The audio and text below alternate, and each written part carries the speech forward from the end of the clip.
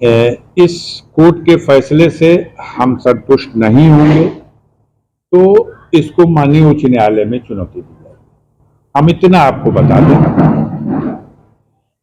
कि मुख्तार अंसारी पिछले लगभग 18 वर्षों से कारागार में हैं।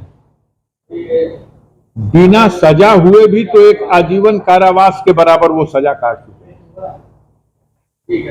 अब जाहिर सी बात है कि अब इस केस में जो गैंगस्टर का केस है, इसमें मैक्सिमम 10 साल की सजा जो हो सकती थी वो यहाँ के न्यायालय ने दिया है। अब उनका विवेक जो पत्रावली पे उनके साथ साक्ष्य थे उसके हिसाब से अब इसको माननीय उच्च न्यायालय में जब चुनौती है। देखिए एक बात बताएं, ऐसी परिस्थितियां एक बार 2002-03 में उत्पन्न हुई थी। तब मुख्तार अंसारी के विरुद्ध टांडा कोर्ट दिल्ली में जज थे, उस वक्त ढींगरा साहब बड़े मशहूर जज हुआ करते थे। उन्होंने इसी तरह से 10 साल की सजा मुख्तार अंसारी को टांडा में दी थी और माननीय सर्वोच्च न्यायालय में उस सजा के आदेश को चुनौती दी गई थी, क्योंकि टांडा हाईकोर्ट में नहीं उसको चुनौती, वो हाईकोर्ट के पैरेलल उसके भी हाफ पे ये कोर्ट होती थी, स्पेशल कोर्ट, तो उसको सुप्रीम कोर्ट में चुनौती दी गई। अब माननीय सर्वोच्च न्यायालय ने उन्हें बाइज्जत बरी कर दिया। मुद्दा भी अजीब तरह का है। यहां जो मुद्दा था उनके वकीलों ने जो उठाया वो ये उठाया कि यूपी गैंगस्टर एक्ट 1986, इसमें इस तरह की व्यवस्था है कि ये पुलिस जब किसी के विरुद्ध कायम करती है तो साथ ही साथ वो डीएम से उसका अप्रूवल लेती है और डीएम से अप्रूवल लेने के बाद किसी के विरुद्ध गैंगस्टर का मुकदमा कायम होता है और फिर उसकी जब चार्जशीट देती है तब डीएम से अप्रूवल ले लेती है। मुख्तार अंसारी के गाजीपुर वाले केस में इतना तो स्पष्ट है कि अप्रूवल डीएम से नहीं लिया गया, ये बिल्कुल स्पष्ट है।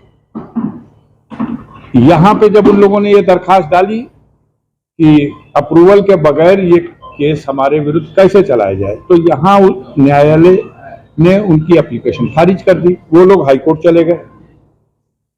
अब ये लीगल इशू डिसाइड होना था 16 तारीख को और एक दिन पहले यहां 15 तारीख में डिसाइड हो गया, तो वो रिट जो गए थे ये वो इन्फेक्शियस हो गई, लेकिन वो विषय डिसाइड नहीं हो सका, वो लीगल इशू डिसाइड नहीं हो सका कि जिसमें बिना अप्रूवल के भी चलाया जा सकता था केस कि नहीं चलाया जा सकता। एक बात। और दूसरी बात यह है कि यही सेम बिंदु था सुप्रीम कोर्ट में। इन्होंने भी जो ढींगरा साहब ने जो सजा दी थी 10 साल की, उसमें एक ही विषय चैलेंज हुआ था सुप्रीम कोर्ट में कि मुख्तार अंसारी के विरुद्ध टांडा के मुकदमे में कमिश्नर दिल्ली ने अप्रूवल नहीं दिया है और माननीय सर्वोच्च न्यायालय ने उनकी अपील को स्वीकार कर लिया था और जो सजा का आदेश था उसको समाप्त कर दिया था। क्या फैसला सुनाने में कोर्ट को जल्दबाजी थी? अब ये कोर्ट पे सब कोई मतलब न्यायिक मामलों में इतना नहीं बोला जा सकता। जल्दबाजी थी, वो लोग मांग रहे थे कि हमको समय दे दीजिए, उनको भी पता था कि 16 को वहां डिसाइड हो जाएगा। अब उसके बाद भी वो चूंकि पहले से तय कर चुके थे कि हम 15 को देंगे, 15 को दे दिए। एक फैसला तो आ गया और वो फैसला उनके सजा का आ गया।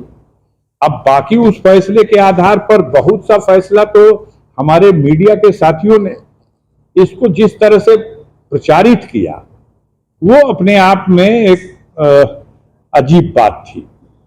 देश में बहुत से ऐसी कार्रवाइयां हो रही हैं, गाजीपुर में भी बहुत से केस ट्रायल हो रहे हैं, लेकिन स्पेशली मुख्तार अंसारी के मामले को जो हाईलाइट किया गया तो उसको मुझे ये लगता है कि कहीं ना कहीं इसमें राजनीतिक कारण भी मामले को हाईलाइट करने के लिए है। तमाम बयानात आए और लोगों ने उसके लिए खुशी मनाई, वो सब ठीक है, चलिए मुकदमे हैं और मुकदमे जब न्यायालय में, हमें बस इतना संतुष्ट है कि किसी के विरुद्ध जब आरोप हो तो उस आरोप का परीक्षण न्यायालय में हो और न्याय के मार्ग पर जो उचित हो उसके हिसाब से उसका निस्तारण हो।